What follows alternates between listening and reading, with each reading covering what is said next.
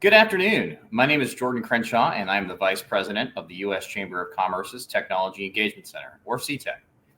CTEC is the tech hub of the U.S. Chamber and exists to tell the story of how tech is improving the lives of all Americans, benefits society, and increases economic growth. We believe that all companies are tech companies and will advocate for policies that enable a thriving and responsible use of tech. Today is our first Tech Talk of this fall, a monthly series where we sit down with tech leaders and discuss new innovations and how do we get policies right. Today we are joined by Representative Jay Obernolte. He represents California's 8th District and is the ranking member of the House Science Oversight Committee. He's a former mayor of Big Bear Lake and a former California Assemblyman. He actually owns a video game development studio, is a certified flight instructor, and teaches martial arts. So a Renaissance man. Congressman Obernolte, we thank you for joining today, and we'll get right to it. It's an honor to be here. Well, glad to have you. And, you have such an interesting background in terms of getting to Capitol Hill from the tech space. Can you tell me a little bit about how you got into the video gaming industry and technology policy in general? Sure. So the video game industry I've been in for 30 years now. When I was a freshman at Caltech, I answered a want ad on the bulletin board in our computer science department looking for an expert at a certain microprocessor. And it turned out to be a company working with this firm in Japan that had this outlandish name that few people had heard of. They called themselves Nintendo. And they were about to introduced their first game machine in North America, the Nintendo Entertainment System, and they were looking for English-speaking programmers to help them. And so I started working in video games. And when I finished graduate school at UCLA, I started my game development studio in brick and mortar, and we still run it today. I have 29 employees right now in our studio in Big Bear Lake. We do development for console platforms like PlayStation, Xbox, Nintendo Switch, and about half our revenue these days is on mobile platforms such as iPhones and Android phones and tablets. So it seems like just yesterday to me, but yeah, we've been doing that 30 years. It's always refreshing to talk to someone who actually does tech on the Hill as opposed to just talk to. So you walk the walk there. There have been some criticisms that policymakers in general do not have an extensive background in technology. And what really needs to happen to get members of Congress, members of the administration up to speed on technology and the right policies in place to ensure we get things right?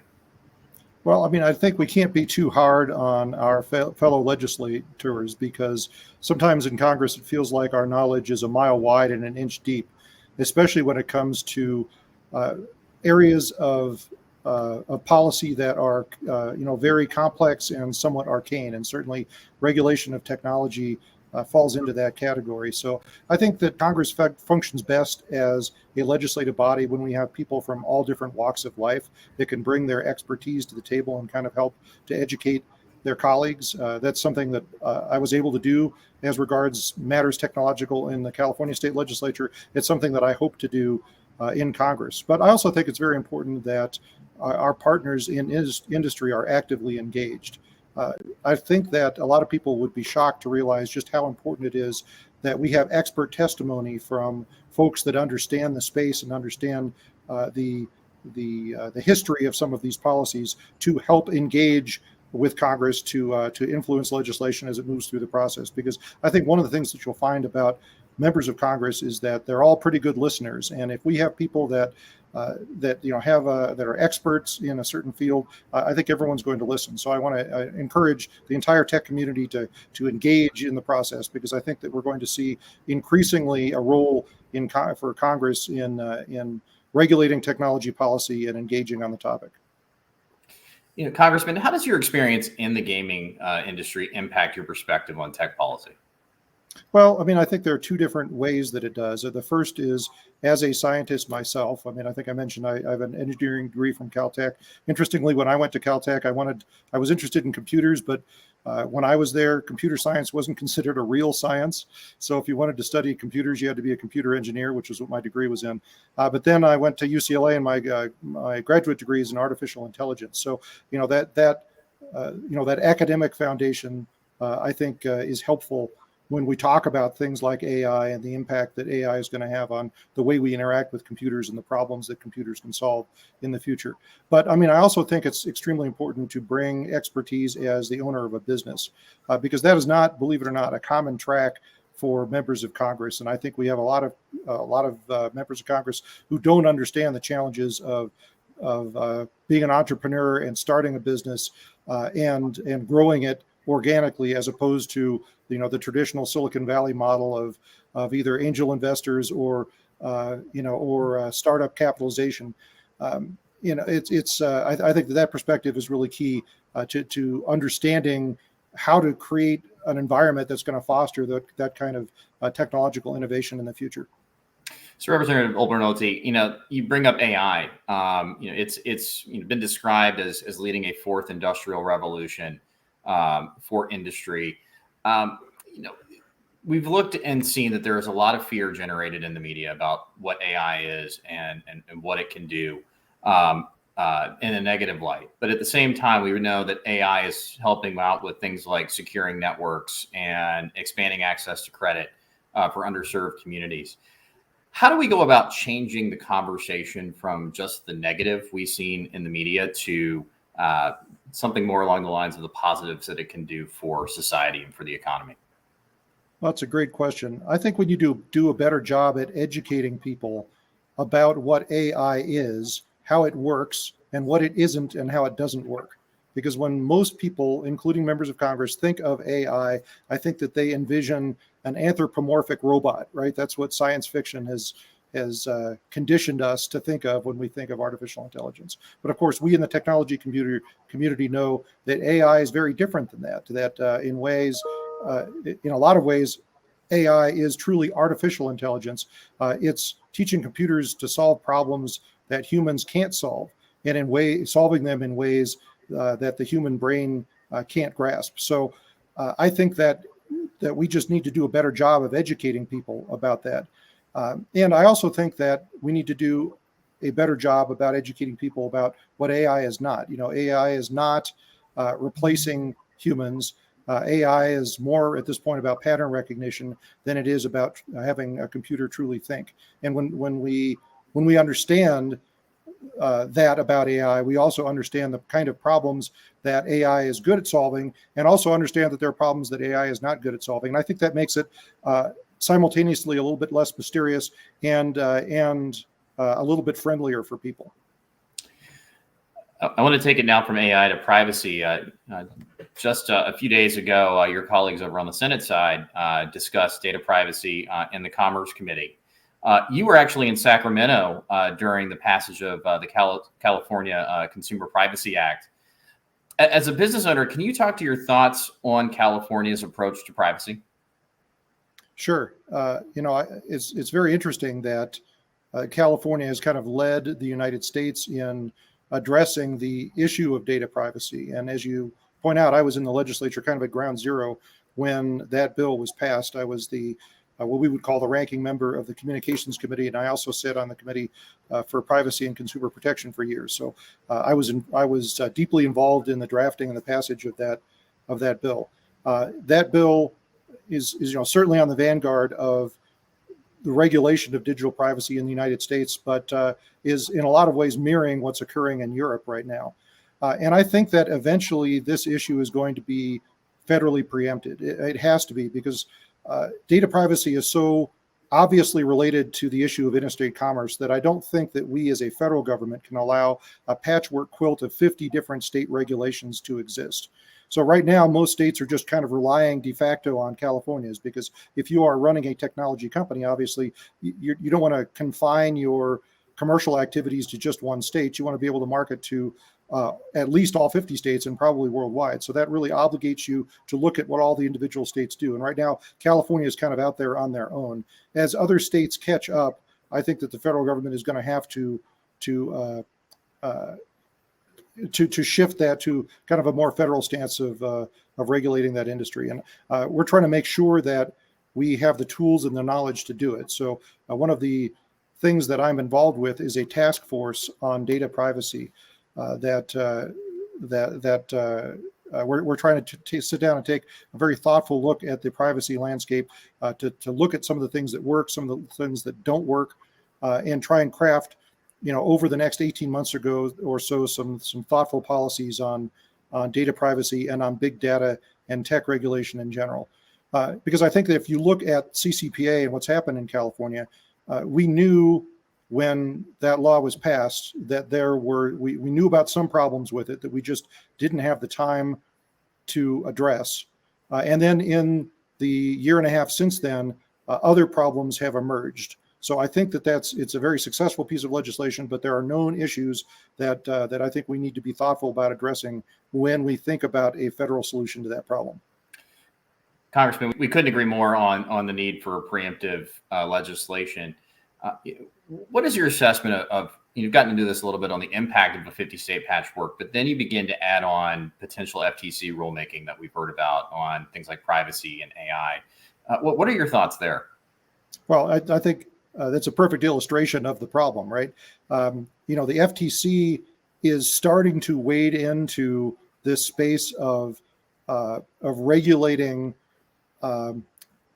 liability, and the way that free speech is in tension is the idea of free speech is in tension with the idea that we all have a societal obligation to halt the spread of misinformation.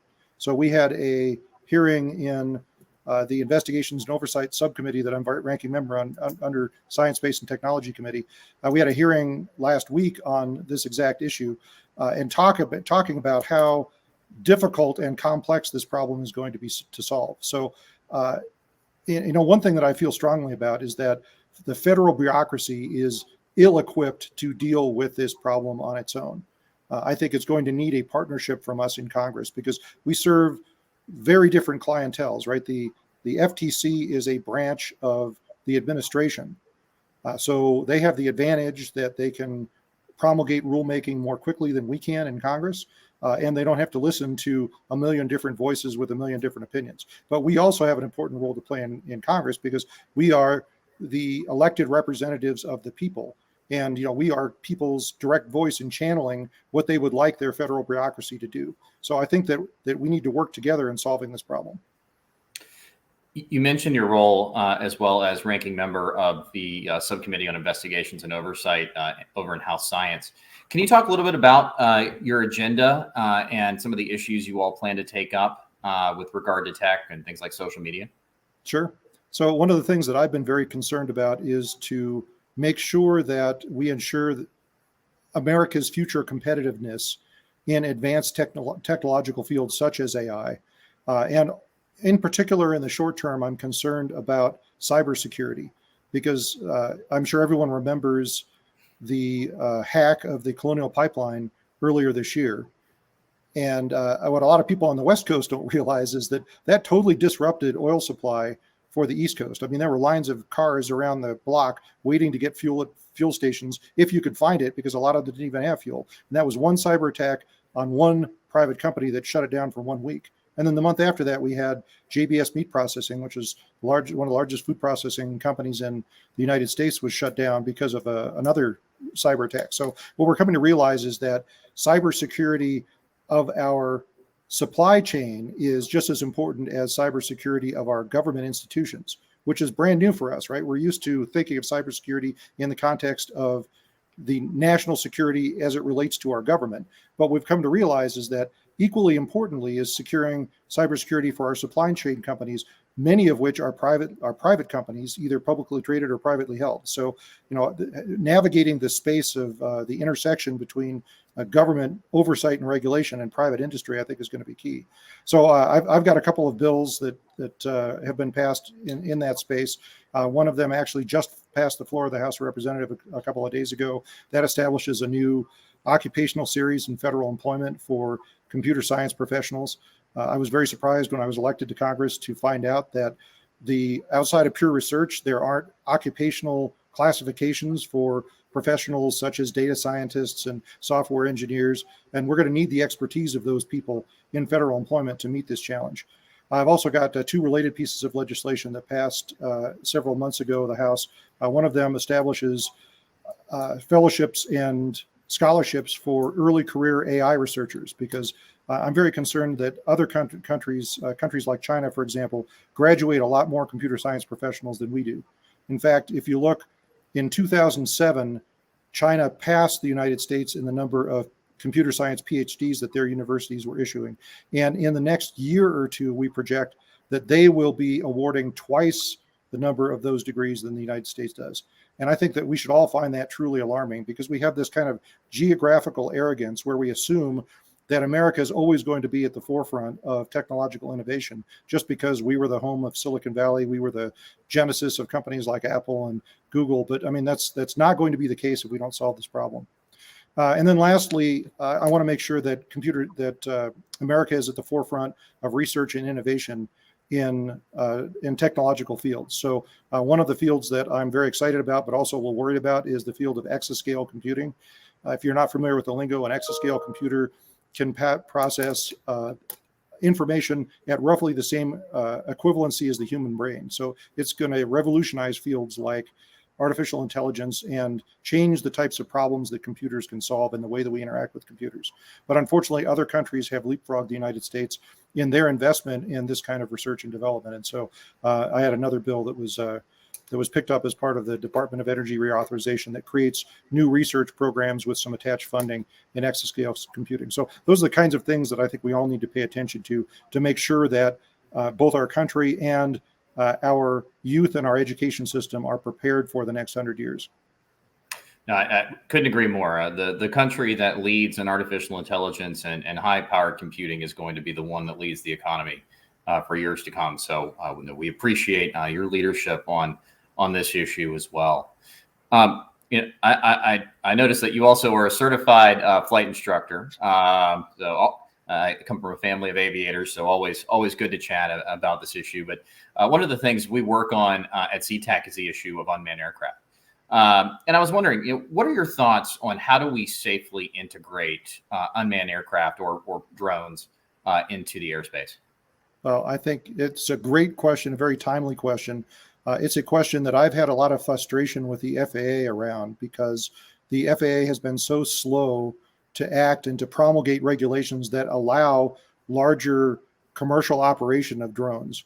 And I think it's very clear that technology is going to be at the center of this solution. And the good news is that the two-way communication with these drones and the processing horsepower in these drones allows a solution to this problem. So as long as you've got a framework of communication from drone to drone and drone to aircraft, there's no reason why a system of unmanned aerial vehicles can't coexist with our existing system of manned aircraft. But the FAA has to take the lead in defining what that system looks like and defining regulations that are going to keep everyone safe and yet still allow the United States to lead on this topic. And if you look at the way that drones have the potential to fundamentally change our commercial landscape for the better, to make people's lives better, to make the delivery of products and services more convenient, quicker, and less expensive. I think it's clear what the stakes are here, but the FAA needs to take a leadership role. Representative Obernolte, thank you very much. We appreciate the work you do, and we appreciate you stopping by today to talk about these important issues. We also thank you for joining today, and we look forward to seeing you as our guest at next month's Tech Talk. To learn more about CTech and the work we're doing, visit us at AmericanInnovators.com. We look forward to seeing you again, and thank you.